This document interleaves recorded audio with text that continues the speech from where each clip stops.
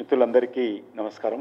మనకందరికీ తెలుసు, ఇటీవల హైదరాబాద్ సమీపంలోని గట్కేసర్ వద్ద గోరక్షకులపైన ఏ రకంగా అతి ప్రమాదకరంగా తుపాకీతో కాల్పులు చంపి హత్య చేసేటువంటి ప్రయత్నం చేశారో మనమందరం చూశాం. ప్రశాంత్ కుమార్ అలియాస్ సోనీ సింగ్పై మజ్లిస్ పార్టీ నాయకుడు ఆయన గ్యాంగుతో కాల్పులు జరపడం, అది హైదరాబాద్లో ఏ రకంగా సంచలనంగా మారిందో మనం చూసాం. ఈ రకమైనటువంటి చట్ట వ్యతిరేక చర్యలను భారతీయ జనతా పార్టీ తీవ్రంగా ఖండించింది. ఆ రోజే స్వయంగా మేమందరము వెళ్ళి హాస్పిటల్లో మరి ఆ యొక్క ప్రశాంత్ కుమార్కు సకాలంలో వైద్యం అందించేటువంటి ప్రయత్నము డాక్టర్లతో కలిసి మరి అందరం ప్రయత్నం చేయడం జరిగింది. ఈ కేసుకు సంబంధించి రాచకొండ కమిషనర్ పత్రికా విలేకరుల సమావేశంలో ముగ్గురిని అరెస్ట్ చేశాము, ఇంకొక వ్యక్తి మరి అబ్స్కాండింగ్ ఉండాలని చెప్పడం జరిగింది. ఈ యొక్క కీసరలోని రాంపల్లి గ్రామానికి చెందినటువంటి ప్రశాంత్ గత అనేక సంవత్సరాలుగా ఈ యొక్క గో సంరక్షణలో పనిచేస్తూ ఉన్నాడు. ఆయనే కాదు, అనేక మంది కూడా ఈరోజు గో సంరక్షణ కోసం పనిచేస్తున్న విషయాన్ని మనం చూస్తూ ఉన్నాము. పోలీసులు చేయాల్సినటువంటి పని గోరక్షకులు చేస్తూ ఉంటే పోలీసులు చేయూతను అందించి వాళ్ళకు అండగా ఉండాల్సినటువంటి వాళ్ళు అక్రమంగా చట్ట వ్యతిరేకంగా మరి వాహనాలలో గోవులను పశువులను తరలిస్తూ గోవధశాలలో అక్రమంగా స్లాటర్ జరుగుతుంటే అరికట్టాల్సినటువంటి పోలీసులు గోరక్షకుల మీదనే ఈరోజు అక్రమ కేసులు పెట్టియడము, బెదిరించడము ఈరోజు హైదరాబాద్ చుట్టుపక్కల తెలంగాణ రాష్ట్రంలో చాలా పెరిగిపోయింది. ఈరోజు చాలామంది ప్రజలు, మెజార్టీ ప్రజలు గోవులను పూజిస్తారు. వారి మనోభావాలను కూడా గతంలో గుర్తించే గోహత్య పైన నిషేధం విధించడం జరిగింది. స్లాటర్ హౌజెస్ పైన అనేకమైనటువంటి నియమ నిబంధనలు పెట్టడం జరిగింది. గోవుల హత్య పైన నిషేధము, పశువుల రవాణాపై కూడా అనేక నియమ నిబంధనలు ఉన్నాయి. కానీ ఏ ఒక్కటి కూడా ఈరోజు తెలంగాణ రాష్ట్రంలో గత 10 సంవత్సరాలుగా ఆ యొక్క నామ్స్ కానీ, ఆ యొక్క రూల్స్ కానీ, ఆ చట్టాలు కానీ అమలు జరగడం లేదు. ఈ చట్టాన్ని రక్షించాల్సినటువంటి పోలీసులు, ఈ చట్టాలను కఠినంగా అమలు చేయాల్సినటువంటి పోలీసులు పూర్తిగా ఈ మాఫియాల చేతిలో కీలుబొమ్మలుగా మారి ఈరోజు గోరక్షకులపైననే, ప్రజలపైననే దాడి చేస్తున్నటువంటి విషయం మనం చూస్తూ ఉన్నాం. పూర్తిగా పోలీస్ వ్యవస్థ వైఫల్యం చెందింది. గోవులను ఆరాధించే వాళ్ళు తప్పకుండా గోవులను రక్షించుకోవాల్సినటువంటి బాధ్యత వాళ్ళ హక్కు, అది చట్టం కల్పించినటువంటి హక్కు అది. కానీ ఈరోజు ఈ యొక్క మాఫియా, స్లాటర్ రోజులో పనిచేసేటువంటి మాఫియా, బంగ్లాదేశ్ నుంచి వచ్చినటువంటి వాళ్ళు ఇల్లీగల్గా హైదరాబాద్ చుట్టుపక్కల అనేక స్లాటర్ రోజులో, ఇల్లీగల్ స్లాటర్ రోజులో పనిచేస్తూ ఈ యొక్క ముఖ్యమైనటువంటి వ్యక్తుల చేతుల్లో వాళ్ళు ఈరోజు మరి ఈ యొక్క అక్రమ రవాణాలో కీలక పాత్ర పోషిస్తున్నారు. వరుసగా మనం చూస్తూ ఉన్నాం. ముఖ్యంగా దీనికి అన్నిటి కూడా అండదండలు అందిస్తున్నది మజ్లిస్ పార్టీ నాయకులు. ఈరోజు ఇబ్రాహీం అనే వ్యక్తి, ఖురేషి, ఆయన ఈరోజు ఈ యొక్క నేరాలలో చాలా రాటు తేలాడు. ఆయన శంషాబాద్లో ఆయన పైన, గట్కేసర్లో, గజ్వేల్లో, ములుగులో అనేక క్రిమినల్ కేసులు రిజిస్టర్ అయి ఉన్నాయి. మహమ్మద్ ఇబ్రాహీం ఖురేషీ ఎంఐఎం పార్టీతో, ఆ పార్టీ నాయకులతో చాలా దగ్గరగా మరి కలిసి పనిచేస్తాడు. హైదరాబాద్ సంబంధించినటువంటి పార్లమెంట్ సభ్యులతో అసదుద్దీన్ ఓవైసీ మరి ఏ రకంగా వారిని కలిసి పనిచేస్తూ ఉన్నాడో సోషల్ మీడియాలో మరి ఎంఐఎం మద్దతుదారులే చాలా వైరల్ చేస్తూ ఉన్నారు ఫోటోలు. ఈ యొక్క గోవుల యొక్క స్మగ్లింగ్, గోవుల యొక్క అక్రమ రవాణా ఎవరైనా పట్టుబడితే పోలీసులు ఎక్కడైనా ఆ వాహనాల నాపి ఆ గోవులను స్వాధీనం చేసుకుంటే పోలీసులతో గొడవ పెట్టుకోవడం కోసం పట్టుకున్నటువంటి గోవులను మళ్ళీ స్లాటర్ హౌస్కు తీసుకెళ్లే విషయంలో, అరెస్ట్ చేసినటువంటి వ్యక్తులను విడిపించే విషయంలో, సీజ్ చేసినటువంటి వాహనాలను తీసుకెళ్లే విషయంలో ఎంఐఎం ఒక సపరేట్ సెల్ ఏర్పాటు చేయడం జరిగింది. ఎంఐఎం అధినేత అసదుద్దీన్ ఓవైసీ నేతృత్వంలో ఈ యొక్క గోవుల అక్రమ రవాణా, గోవుల అక్రమ హత్య, ఆ యొక్క గోమాంసము, పశుమాంసం ఎక్స్పోర్టు ఒక పెద్ద మాఫియాగా ఈరోజు నడుస్తున్నటువంటి నేపథ్యంలో ఎంఐఎం పార్టీ సంబంధించినటువంటి బహదర్పుర ఎమ్మెల్యే మహమ్మద్ ముబీన్, రసూల్పుర కార్పొరేటర్ మహమ్మద్ ఖాదర్, వీళ్ళందరూ కూడా రెగ్యులర్గా పోలీసులతో, కమిషనర్తో, డీసీపీలతో మాట్లాడము, బెదిరించడము, పోలీస్ స్టేషన్కి వెళ్ళి సిఐలను, కానిస్టేబుల్లను ఎదిరించడము, వాహనాలను విడిపించడం సర్వసాధారణంగా జరుగుతూ ఉంది. ఇతర రాష్ట్రాల సరిహద్దుల నుంచి తెలంగాణ రాష్ట్రంలోని అనేకమైనటువంటి ఈ యొక్క పశువుల సంతల నుంచి, అదేవిధంగా వీళ్ళ ఏజెంట్ల ద్వారా అక్రమంగా దొంగతనంగా రాత్రి రైతుల యొక్క పంట పొలాల నుంచి ఎత్తుకొచ్చి కూడా హైదరాబాద్కు దొంగతనంగా వాహనాల్లో తరలిస్తూ ఉన్నారు. మన తెలంగాణ సరిహద్దు అనేక రాష్ట్రాలలో ఈ యొక్క పశువుల దొంగతనానికి సంబంధించినటువంటి అనేకమైనటువంటి కేసులు, ఎఫ్ఐఆర్ రెడీ ఉన్నాయి. అవి ఎక్కడ పోతున్నాయంటే అన్ని తెలంగాణకు వస్తూ ఉన్నాయి. పశువులు వ్యవసాయం తర్వాత రాత్రి పంట పొలాల్లో కట్టేస్తే తెల్లారి తరికి పశువులు మాయమవుతున్నాయి. ఎక్కడ పోతున్నాయి అంటే అవి తెలంగాణకు వస్తున్నాయి. రాత్రే బార్డర్ దాటి తెలంగాణకు వస్తూ ఉన్నాయి. తెలంగాణకు వచ్చిన తర్వాత వాటికి అడిగేవాడు లేడు, ఎదిరించేవాడు లేడు. పోలీసుల సహాయ సహకారాలు, పోలీసులు భయపడ్డము, మజ్లిస్ పార్టీ యొక్క పెత్తనము, ప్రభుత్వాలు మజ్లిస్ పార్టీకి జీ హుజూరు వ్యవహారము కారణంగానే ఈరోజు అనేక ప్రాంతాలలో రైతుల దగ్గర నుంచి ఈ యొక్క మాఫియాకు సంబంధించినటువంటి వ్యక్తులు దొంగతనంగా పశువులను ఎత్తుకొస్తున్నారనే విషయాన్ని సందర్భంగా మనం చేస్తున్నాను. అంతేకాదు దొంగిలించినటువంటి పశువులన్నిటిని కూడా మత్తుమందిచ్చి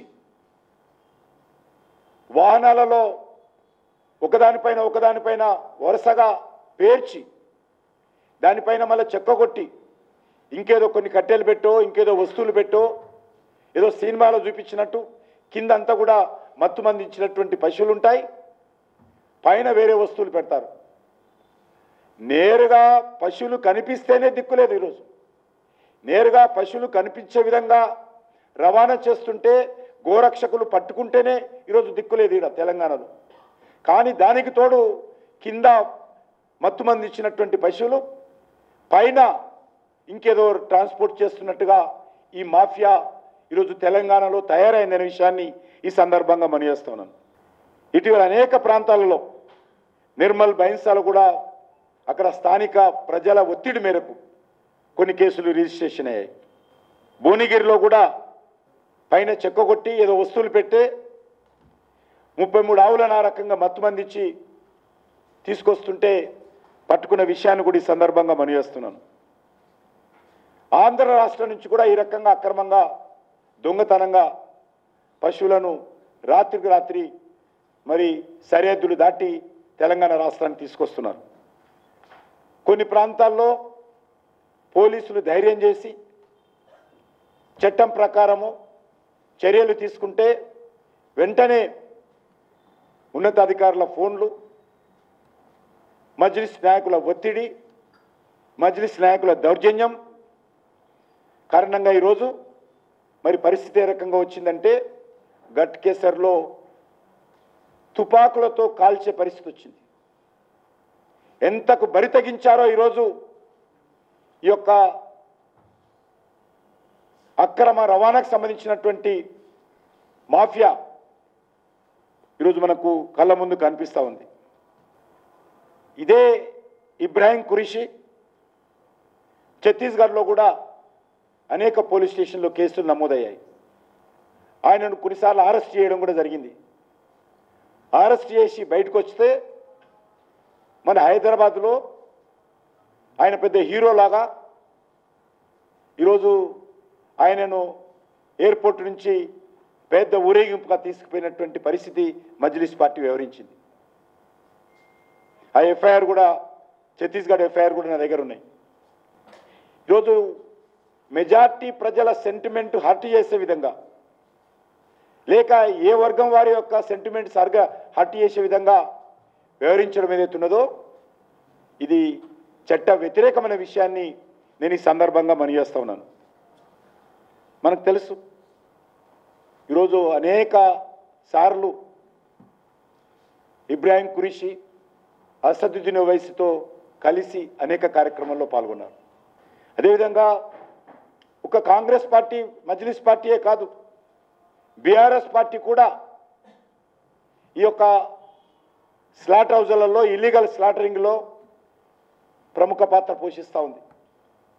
బీఆర్ఎస్ పార్టీ నాయకుడు మాజీ వక్ఫ్ బోర్డు చైర్మన్ అయినటువంటి వ్యక్తి కూడా, హజ్ కమిటీ మాజీ చైర్మన్గా పనిచేసినటువంటి సలీం కూడా టీఆర్ఎస్ పార్టీ హయాంలో వేల కోట్ల రూపాయలు ఈ యొక్క స్లాటర్ హౌజు ఇల్లీగల్ యాక్టివిటీ ద్వారా సంపాదించిన విషయాన్ని మనం చేస్తా ఉన్నాను. ఈ యొక్క ఇబ్రాహీం ఖురేషీ కూడా ఆయనతో పాటు కలిసి పనిచేస్తూ ఉన్నాడు.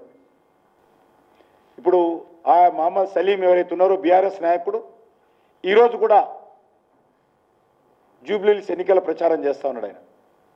ఆయన ఇల్లీగల్ స్లాటరింగ్ చేస్తాడు, ఈ ఇబ్రాహీం ఖురేషీతో కూడా సత్సంబంధాలు పెట్టుకుంటాడు. ఈరోజు పరిస్థితి ఏ రకంగా ఉందంటే మజ్లిస్ పార్టీ ఏది చెప్తే అది వినేటువంటి పరిస్థితి ఉంది. అందుకే ఈ రెండు పార్టీలు కూడా మరి మనం చూస్తున్నాము.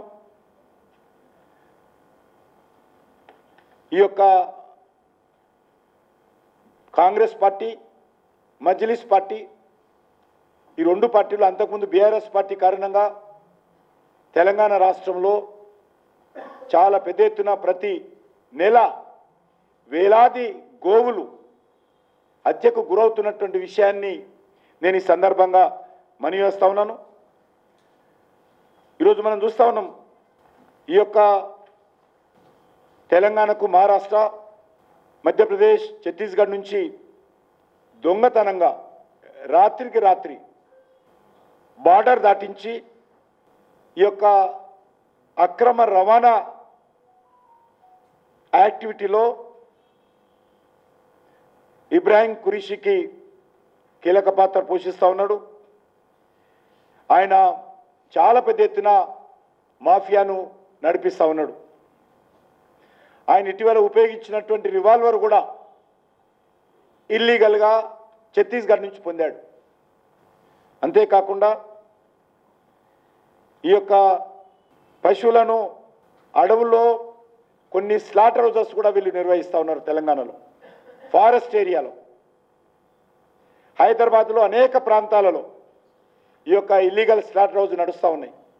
అఫీషియల్గా రెండే ఉన్నాయి, కానీ ఇల్లీగల్గా చాలా నడుస్తున్న విషయాన్ని కూడా ఈ సందర్భంగా నేను మనవి చేస్తా ఉన్నాను.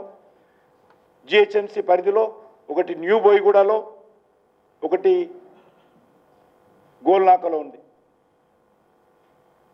మిగతా నడుస్తున్న అన్నీ కూడా చట్ట వ్యతిరేకంగా పనిచేస్తూ ఉన్నాయి. నేను ఈ సందర్భంగా హైదరాబాద్ మధ్యలో ఉన్నటువంటి ఈ 2 స్లాటర్ హౌజెస్ కూడా మరి పశువులకు సంబంధించి, గోవులకు సంబంధించి అక్కడ స్లాటరింగ్ ఆపాల్సినటువంటి అవసరం ఉంది. విపరీతమైనటువంటి పొల్యూషన్ వస్తూ ఉంది. రక్తం అంతా కూడా ప్రతిరోజు ఆ చుట్టుపక్కల బస్తీల్లో పోతూ ఉంది. కాబట్టి ఈ విషయంలో పశువులకు సంబంధించినటువంటి స్లాటరింగ్ అక్కడ ఆపాల్సినటువంటి అవసరం ఉంది. అదేవిధంగా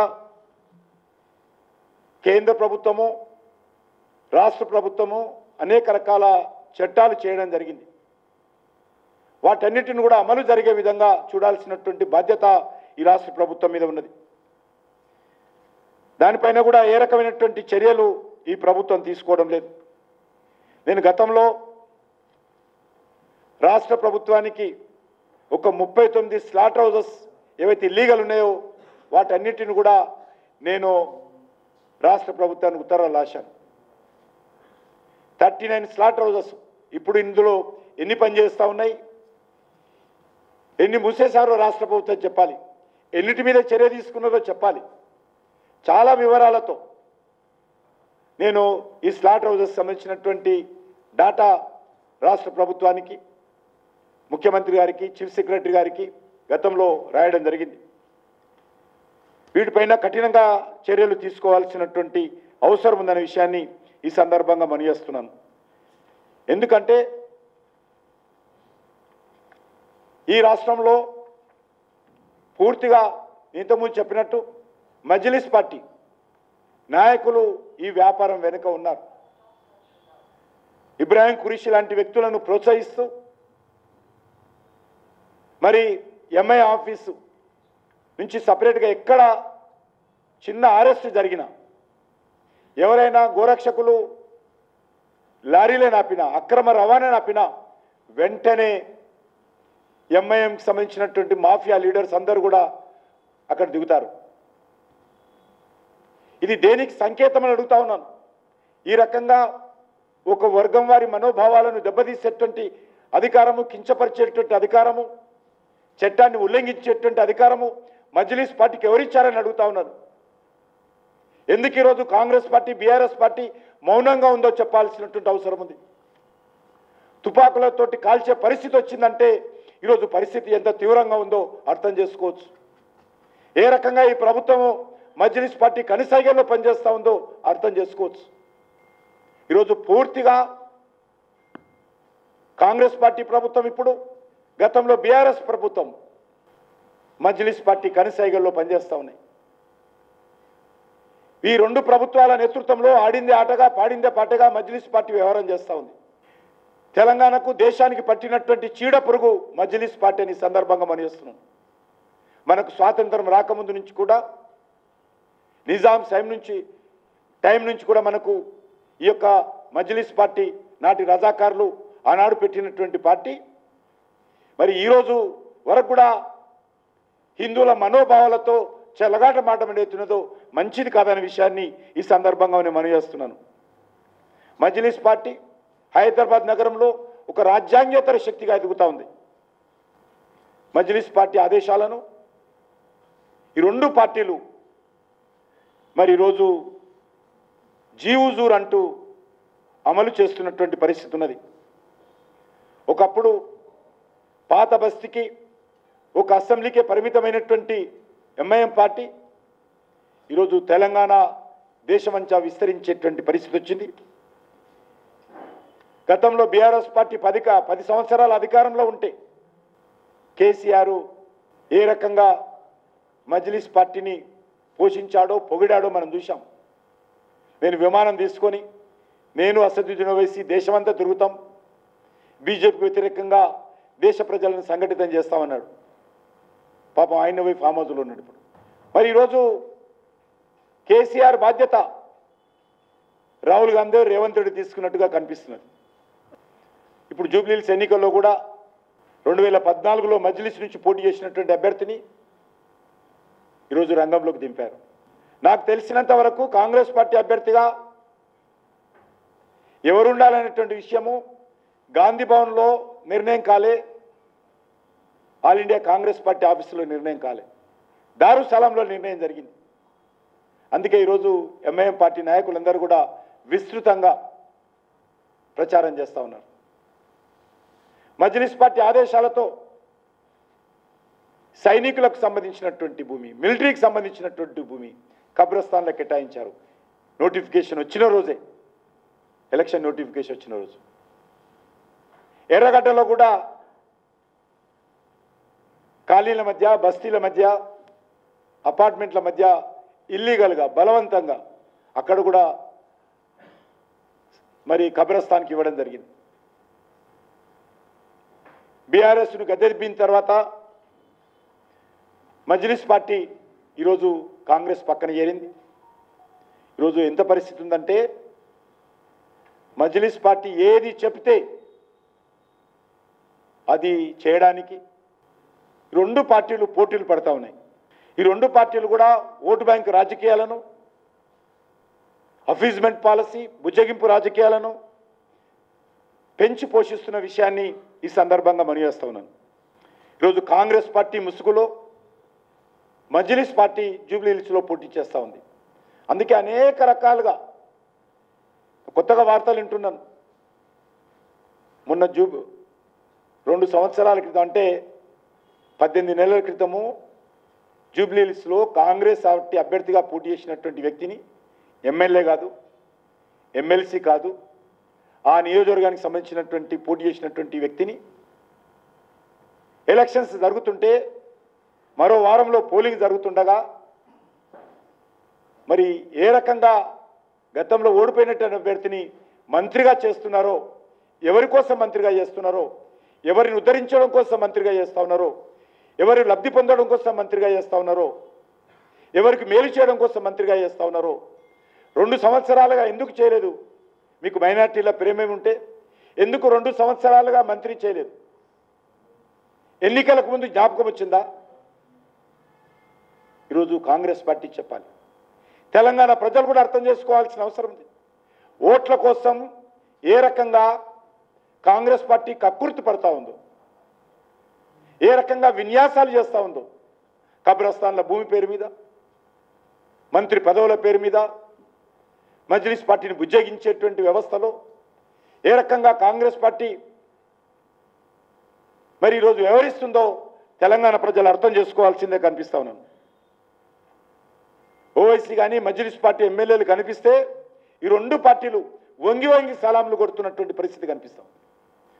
వీళ్లకు సామాన్య ప్రజల ఓట్లు అవసరం లేదా? మజ్లిస్ పార్టీ మద్దతుంటే చాలు, మేము తెలంగాణలో రాజ్యాధికారం చెలాయిస్తాం ఇదే విధంగా అనేటువంటి ఆలోచనతో ఉన్నారు. కాబట్టి ప్రజలు ఆలోచన చేయాల్సిన అవసరం ఉంది. మజ్లిస్ పార్టీ మద్దతు కోసం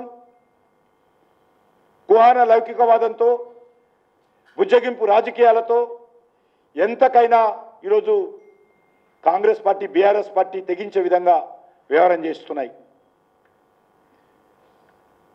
ఓవైసీ బ్రదర్స్ మీద ఈగ వాలకుండా 365 రోజులు 24 గంటలు ఈ రెండు పార్టీలు కూడా కాపు కాస్తున్న విషయాన్ని ఈ సందర్భంగా మనవేస్తున్నాను. చూస్తూ ఉన్నాను. జూబ్లీ హిల్స్లో నేను కూడా గత కొన్ని రోజులుగా ప్రచారం చేస్తూ ఉన్నాను. పోలీసులు బెదిరిస్తున్నారు, అక్రమ కేసులు పెట్టి కొంతమందికి జైలుకు పంపించడం జరిగింది, బెదిరించి పార్టీ ఫిరాయింపులకు ప్రోత్సహిస్తున్నారు. ఏమైనా పర్వాలేదు, మజ్లిస్ పార్టీ కాళ్ళు పట్టుకుంటాము, అజారుద్దీన్ని మంత్రి చేస్తాము, ప్రత్యర్థుల మీద దాడులు చేస్తాము, జైళ్లకు పంపిస్తాము, బెదిరించి ఆశపెట్టి పార్టీలో చేర్చుకుంటాము.